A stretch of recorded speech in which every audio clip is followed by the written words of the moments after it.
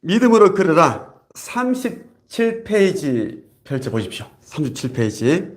우리는 너무 오랫동안 우리가 애환 속에서 태어난 존재라고 믿어 구원을 얻기 위해서는 이마에 땀을 흘려야만 한다고 믿었다. 그렇습니다. 우리는 옛날부터 열심히 일을 해야 되고 노동을 해야 되고 그렇게 해야지만 돈을 벌 수 있고 밥을 먹을 수 있다. 그리고 어느 정도 위치에 올라갈 수 있고 그런 이야기들을 우리가 익히 들어왔습니다. 세뇌된 거죠. 그 이야기입니다. 그리고 천국에 가기 위해서는 또 이마에 땀을 흘릴 정도로 열심히 살아야 된다라는 그렇게 배웠습니다. 그러나 하나님은 인간적인 것을 초월한 존재이고 그 무엇도 차별하지 않는다. 우리가 이런 애환의 믿음을 지닌 채 계속해 걸어가는 한 우리는 계속해서 애환과 혼돈의 세상 속을 걸어갈 것이다. 세상은 그 세세한 부분까지 인간의 의식이 형체를 띄어 굳어진 것이기 때문이다.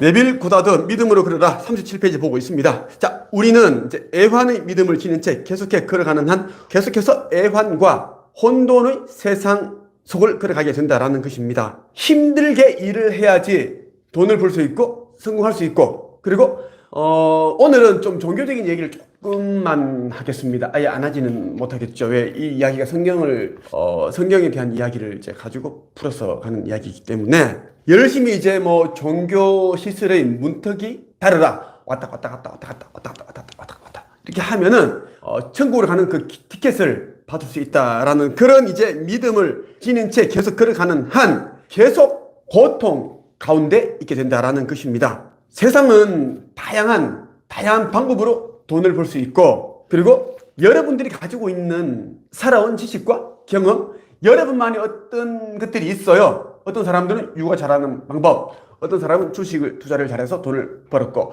어떤 사람들은 말을 잘하고 어떤 사람들은 경청을 잘하고 또 어떤 이는 당뇨병을 완치를 했고 뭐 암 수술을 했다가 아니면 또 암을 자연 치유를 했다든가 뭐 이런 사람들이 있겠죠. 그런 부분들을 사람들에게 들려주고 그에 대한 노하우를 들려줬으니까 대가를 비용으로 받는 그런 1인 창업 내지 지식 창업, 무자본 창업으로도 요즘 굉장히 활발히 돈을 잘 버는 사람들이 많아요. 성경의 민수기 보면 이런 말이 있습니다. 그 땅에는 거인들이 있었고 우리가 보기에 우리가 메뚜기로 보이더라. 그러니 그들의 눈에도 우리가 메뚜기로 보이더라. 그 땅에는 거인들이 있었다라는 거. 자, 여기에서 말하는 거인은 이제 비유입니다. 실업, 그죠? 실직, 전쟁, 그리고 치열한 경쟁. 이런 모든 것들이 우리를 무력한 메뚜기로 느끼게 만든다라는 것입니다. 지금과 같은 이런 코로나 시대, 그리고 실업, 그렇죠? 실직하시는 분들이 굉장히 많고, 여기 보면 뭐 백수, 여기 보면 백조, 저기 보면 뭐 오리. 하여튼 이런 분들이 많습니다. 그리고 치열한 경쟁. 백조와 백수가 어떻게든 싸워서 칼을 갈고 나를 세워서 들어갔어. 그 조직에서 또 살아남기 위한 치열한 경쟁에서 이겨야 돼. 이러한 이제 이 각축전과 같은 이런 안에서 스스로를 메뚜기로 생각을 하게 된다라는 것입니다.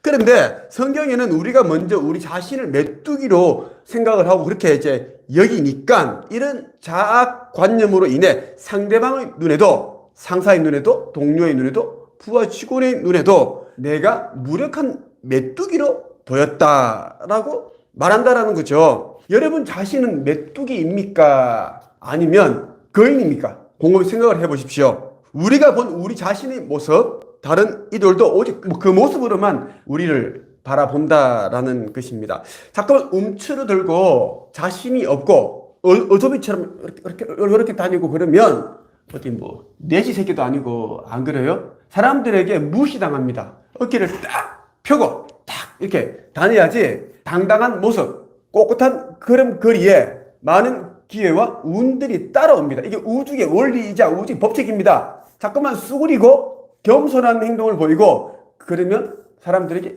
무시를 당한다. 가지고 있는 그 능력조차 사람들에게 제대로 인정을 받지 못한다라는 것입니다. 자신을 메뚜기로 보지 말라. 모두는 하나님이 신께서 만든 최고의 글작품, 위대한 작품입니다. 그렇기에 내가 나 자신을 새롭게 평가해 권능의 중심으로 즉 거인으로 느끼기 시작한다면 이전에는 거인의 모습으로 나타나 나에게 위협하던 것들은 그들이 마땅히 있어야 할 자리인 무력한 메뚜기의 형태로 되돌아갈 것이다.